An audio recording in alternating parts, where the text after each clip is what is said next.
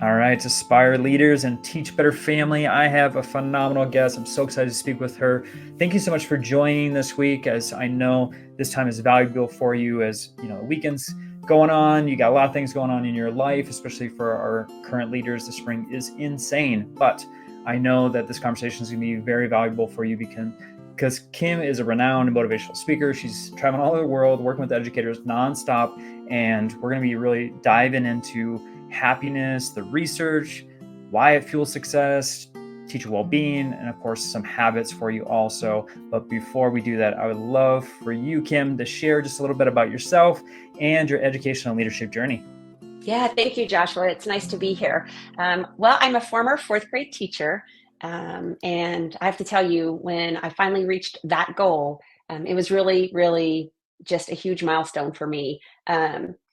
I started college and quit after a year. I had suffered from a debilitating anxiety disorder called panic disorder, which is actually a really big part of where I am today. And it's the very thing that probably got me to doing this work. But at the time, it was just a very debilitating suffering in my life. And so I had to quit college because I was fearful to be away from home.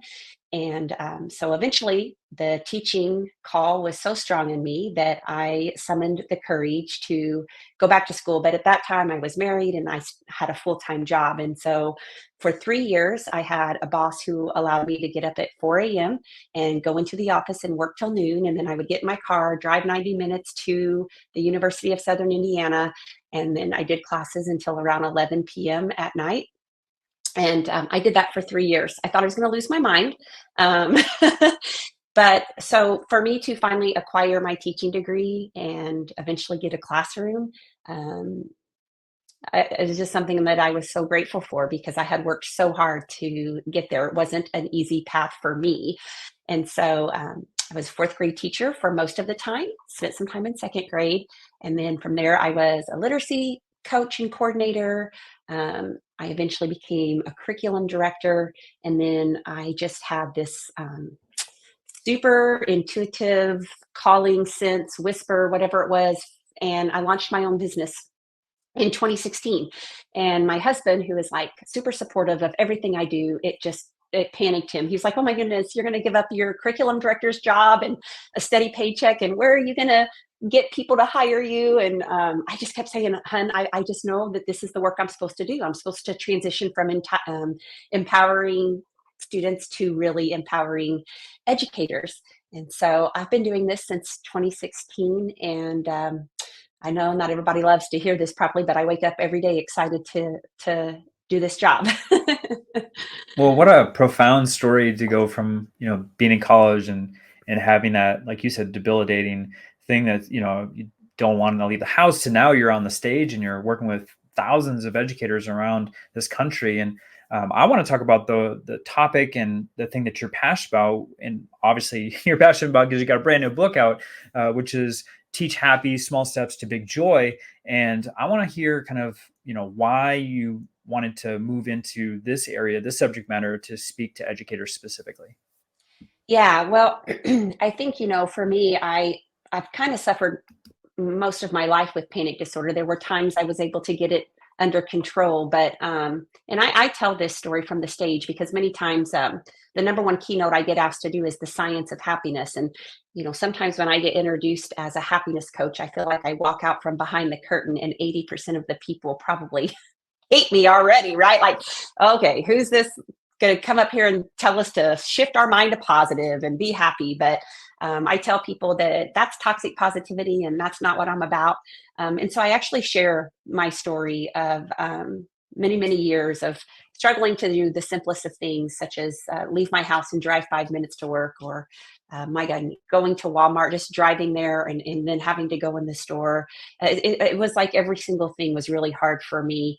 And I really did have a mental health crisis because I tell people that every 15 minutes of every day was a fight for me. And there was a time that I really did want to give up only because I needed some relief. Um, and so I think that I always laugh, right? Like, how does the girl who struggled to drive her car to Walmart step on a stage now with 6,000 people? Like, what's the crazy in that? But because of that journey, I when I hit rock bottom, I finally went to my doctor, and he explained that I had a chemical imbalance. I had this thing called panic disorder, because for years I didn't know what it was. I just thought I was inadequate and crazy and not functioning normally as an adult. And then he got me in therapy, got me on medicine, and about that time, I think the self help field started to get uh, in people's hands. And for me, it just completely lifted me out of the darkness, because I started to see that I could take responsibility for my life, regardless of the circumstances that I was in at times. And I started to kind of rebuild my life using those techniques. And so then, as an educator and now as a keynote speaker, I have so many people who come to me after a speaking event, and truly, Joshua, they're in tears. They love what they're called to do. They love students. They want to show up for them day in and day out. But they also say, I am so overwhelmed. I'm not sleeping at night. I drive home from school crying. I'm short tempered with my own children at home because I have nothing left. And I don't even know. I don't even know how to get control of my life again. And so for me, I know a lot about the science of happiness and the research and the things that we can do to take our power back in a profession that seems to demand too much at times. Oh my goodness, yes. And there's an outpouring right now, especially on social media and folks that are contacting myself, the Teach Better team, in regards to this topic. So I think this is so timely right now in the spring here. And so you had touched on just a little bit about the science behind happiness and the research Yeah. that you've done. So I would love to kind of go with that as far as our Yeah. baseline, just with our conversation, because I'll be honest, I know obviously happiness is important, but I would love to hear just kind of the research that you've uncovered and the science behind it as to why it's so important. Yeah. So a lot of what I've learned has been from Sonia Luber-Miski and Sean Acor. Hmm. And what we know is that we all have what's called a set baseline happiness level. So maybe my set baseline is here, and Joshua, maybe yours is a little bit higher. And what this means is that maybe good things happen to you and I. We get a new job, or we get a promotion, we lose some weight, we go on vacation, whatever it is, something good happens in our life, and our happiness level goes up for a period of time. And then it goes back to its baseline. It might take 2 days, 2 weeks, 2 hours, but it's always going to go back to your baseline. What's just as interesting is the research has proven that as human beings, we can endure really hard things, trauma, loss, illness, and our happiness levels will dip. But for most human beings, we have the ability to reset back to baseline. And so then many people say, okay, Kim, but why is Joshua's baseline higher than yours? Like, what does that encompass? And so I want you to picture a pie chart. And what we know is that 50% of your long term happiness is genetic. It comes from your mom, your dad, or a mixture of both. And when I say this, Joshua, the whole crowd, 80% of them hang their heads. They're like, oh, yes, this explains a lot. But it's true. We have a genetic disposition to how our brain sees the world. And I always give the example of, like, I have a super loving, caring, nurturing mother, but her brain can pick out every single thing that's going wrong, every single worry, every single concern. And then my dad is just kind of like this happy go lucky. His brain just isn't, it doesn't scan for anything that's wrong. It scans for everything that's right. And so some people are like, oh my gosh, 50%. I'm like, no, stay with me here. And I don't know how you feel about the 50%. Is that shocking to you, Joshua?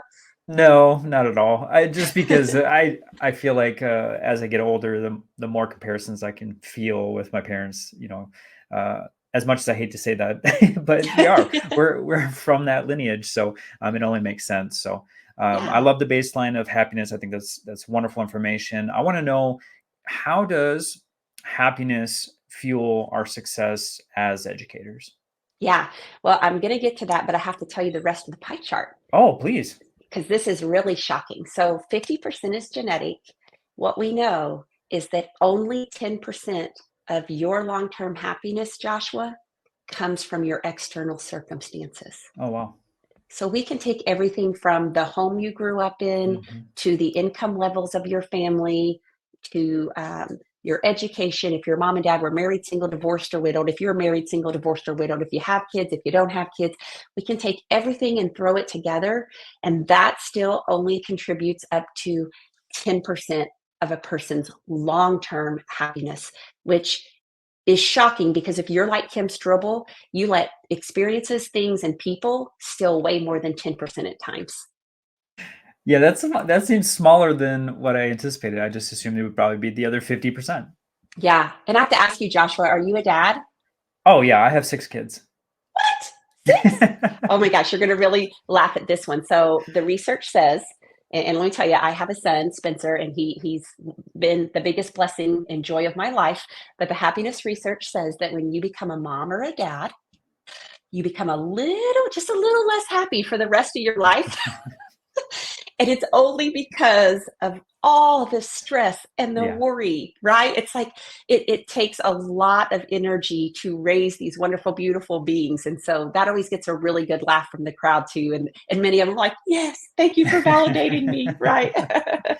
So we I've have been to have a heard and sense of seen. humor. We have to have a sense of humor. So Joshua has it times six.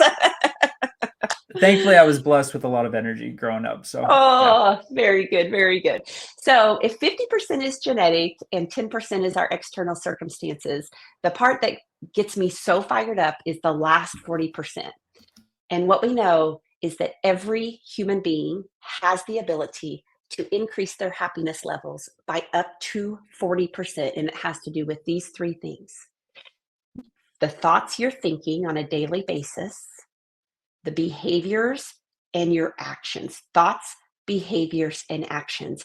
And those are the three things that help us increase our happiness levels by up to 40%, which leads exactly to your next question, which is why does that fuel success, Kim? Why is that important? And I feel like even 10 years ago, happiness was kind of a frivolous word. It wasn't something that was taken seriously. Um, but we've all been kind of schooled that the formula for happiness is this: go to school, work really hard, get a diploma, get a good GPA so you can get into the good college. And when you get into the good college, you're now competing with so many more people. So we need you to put your head to the grindstone. We need you to have that GPA. We need you to land the best internship so you can get the good job. Because once you get the good job, you can make the good money. And once you make the good money, you can get the nice car and the nice home and the 2.5 kids. And when you've attained all of these things, that's when you're finally going to get to happiness. And even though we know that is not true, it is deeply ingrained in us that that is the path that leads to happiness. And what the last 20 years of positive psychology research has shown is that that formula is actually completely backwards. It's actually when we put your happiness at the forefront of your life that then we are able to move the needle in every other area of your life. And the reason this is important for schools is when we can teach happiness habits to employees, um, what happens is we start to shift a lot of things. Like, for example, a brain at positive is 31% more productive than a brain that's at negative, neutral, or stressed. 31%. Can you imagine Joshua being 31% more productive in a day's time? I'll take that on any single day. That would be amazing. Yeah, right. So not only are you 31% more productive when you're at positive more than negative, neutral, or stressed, but the research shows that employees are 10 times more engaged in their job. Hmm. They are 3 times more creative, which means that when our brain is at stressed, certain parts of our brain are literally shut down and they're inaccessible to us, which is why we can't think straight. We don't see solutions to problems. We can't come up with creative ways to solve things. But when our brain is more at positive, all of a sudden we start to see opportunities that were there the whole time that we didn't know were there.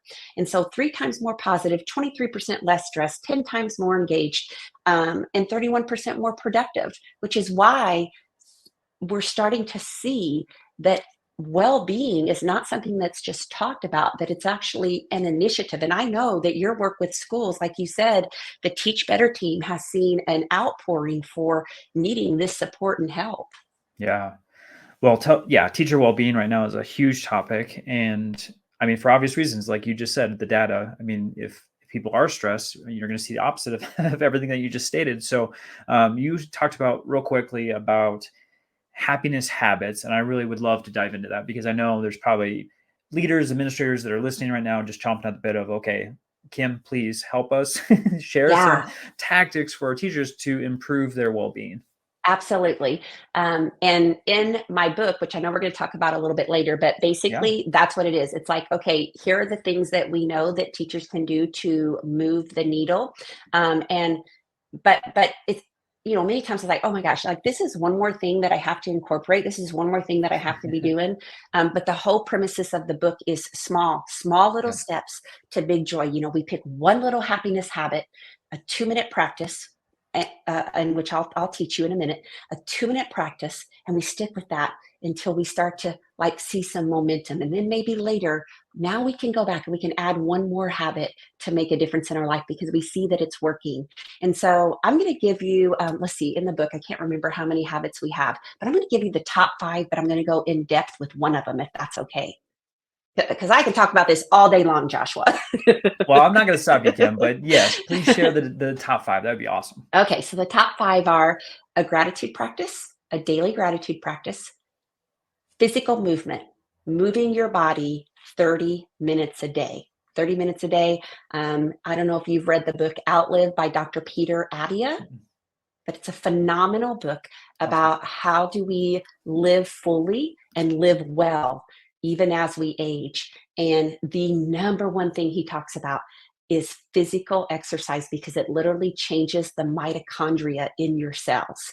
So move your body 30 minutes a day, daily practice of gratitude, random acts of kindness, saying thank you to the Walmart lady because she bagged your stuff up quickly and got you out of there, smiling at someone, sending a nice email or a nice text.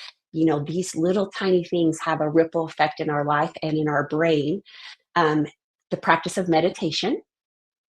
And then the last one is social connections, relationships with our peers, our friends, our family, and making those a priority in our life.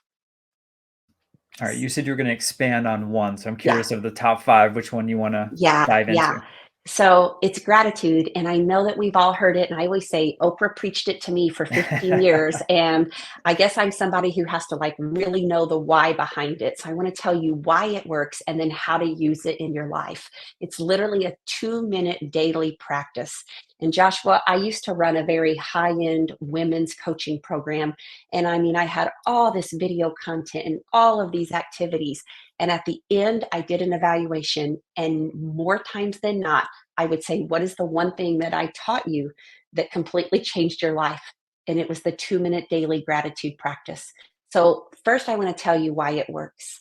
What we know is that as humans, we have around 70,000 thoughts a day. It's crazy. And what we know is that 80% of the average human's thoughts in a day's time are negative, which means when you and I put our head on the pillow at night, most of us have had 56,000 negative thoughts.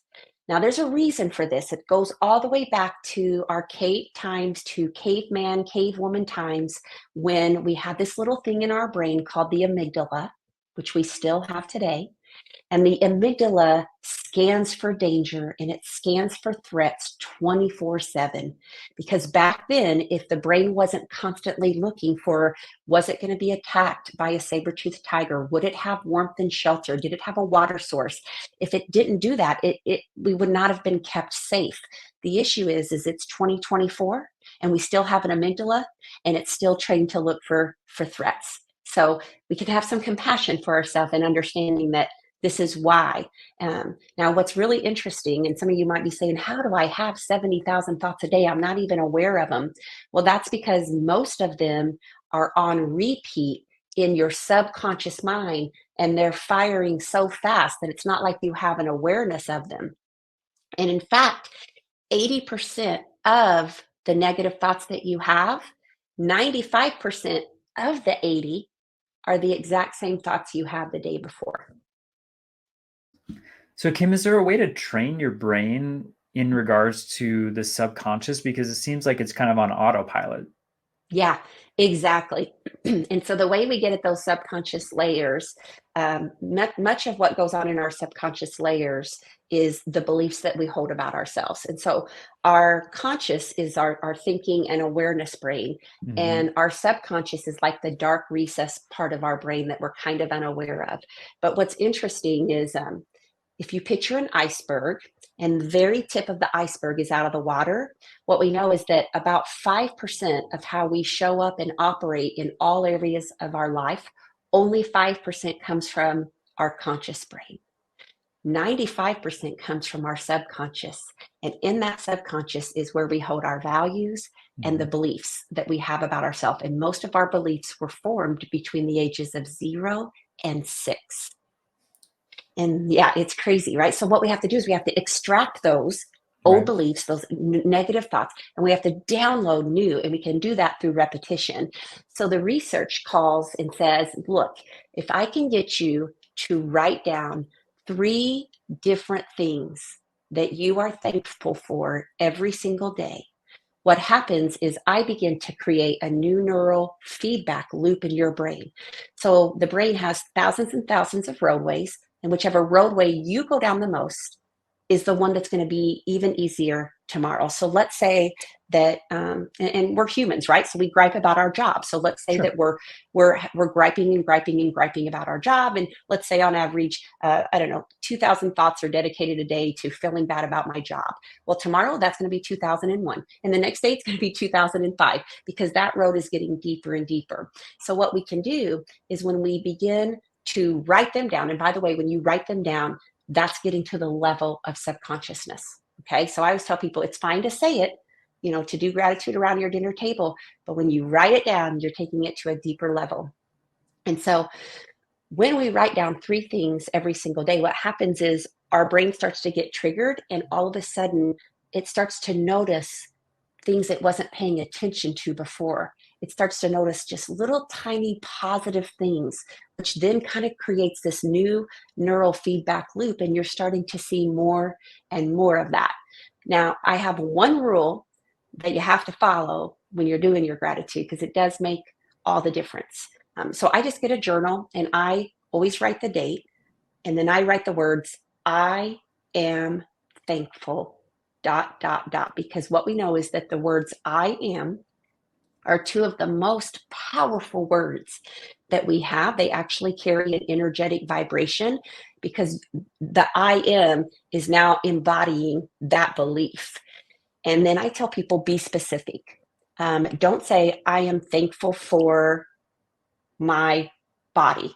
Say, I am thankful for a body that allows me to run, for me, allows me to run 40 miles a week. Don't say, I'm thankful for my family.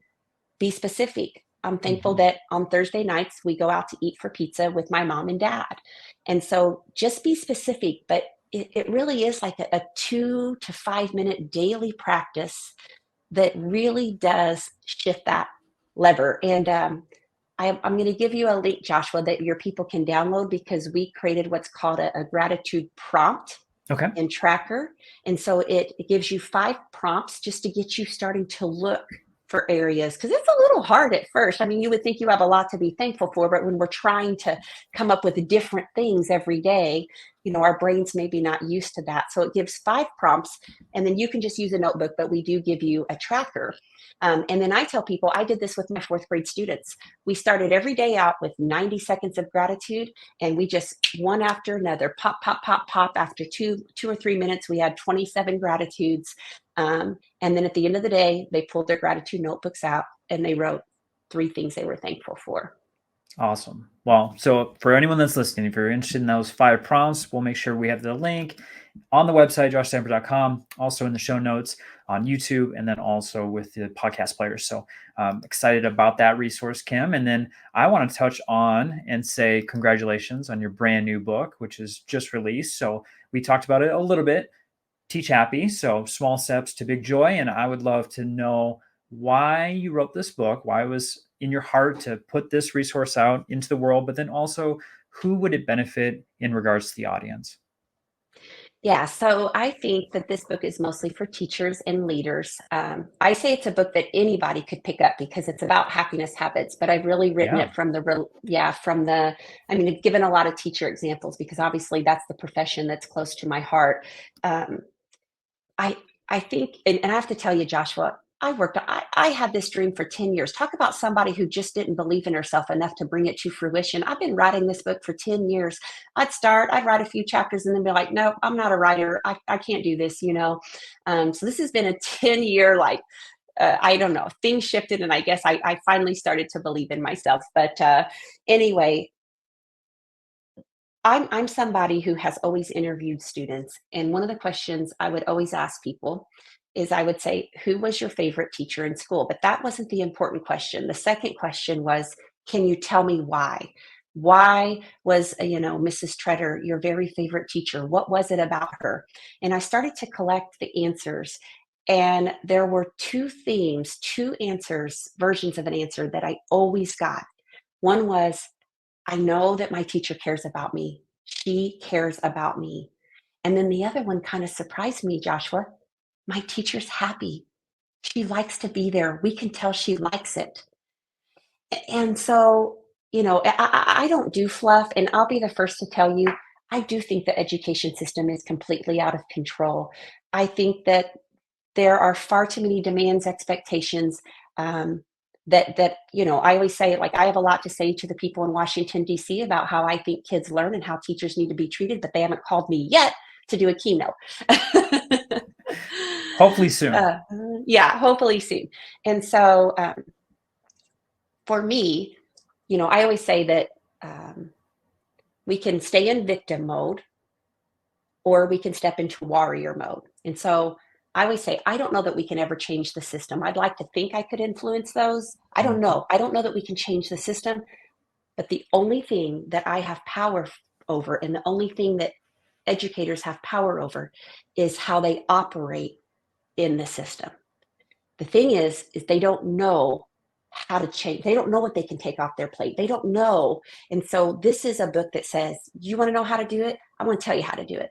These are the small steps that you can take little by little to get your life back outside of this profession so that you do have the energy reserves to show up and teach happy, but also feel happy outside of this profession as well. Oh, I love it. So let's talk about some additional advice for our listeners because with the podcast I want them to consume as much information as possible, but I don't want them to stop there, and I want them to do definitely the happiness habits that you've dropped on us today as far as those top 5, but I also want some advice for them to enhance their leadership journey. So for those who are listening, if they can do something tomorrow or next week to enhance their leadership journey, what would you recommend for them to do? To enhance their leadership journey? Yes. Yeah. Oh my goodness. Well, I mean, here's what I think. I think that every day I walked out of the glass doors of the fourth grade hallway and I kind of walked out with my head down and I would kind of whip myself across the back. Like I would say, oh, you didn't handle this challenge very well. You got into a power struggle with this student. Um, you completely balked on this history lesson because you were worn out and you just didn't want to do it. Like, and I would just leave feeling defeated. And now, as I look back, I think that maybe I did one or two things wrong that day, but I did 99 things right, Joshua. I did 99 things right. And so, what I tell teachers is I want us to start giving ourselves a little bit of grace. I want us to now walk out those doors of the schools that we're leading.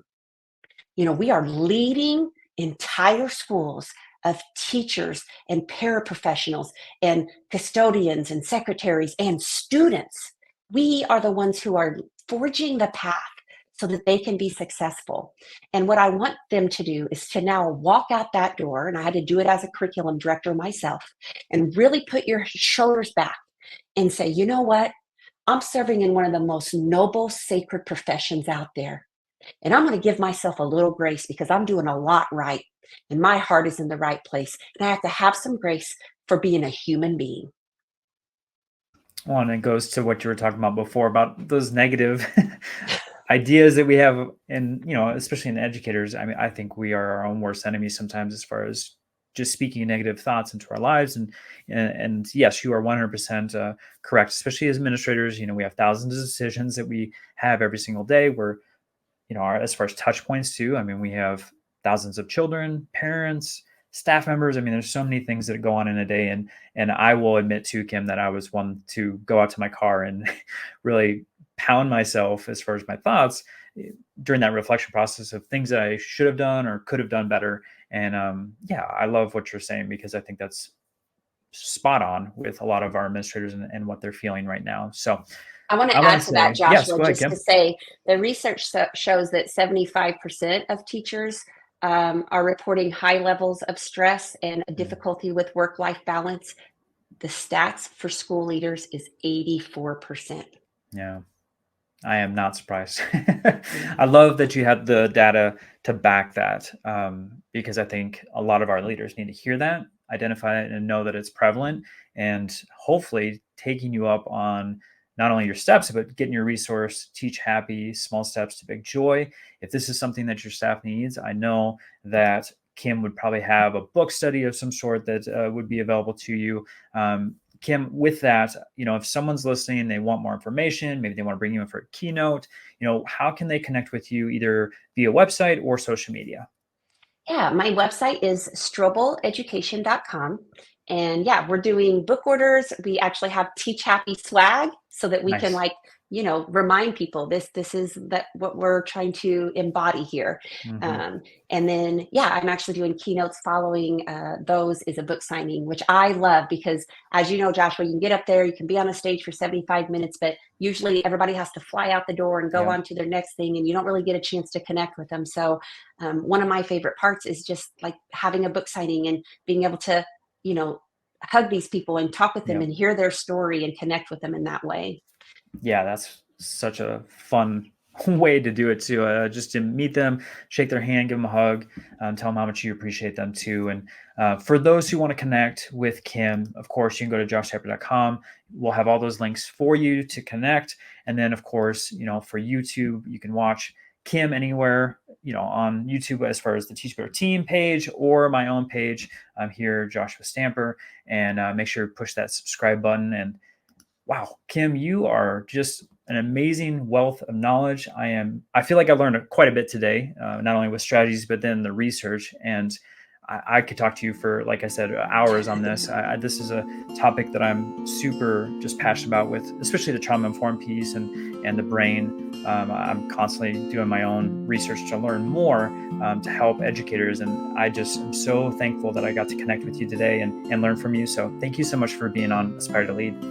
Thank you. It was my honor to be here and speak with you.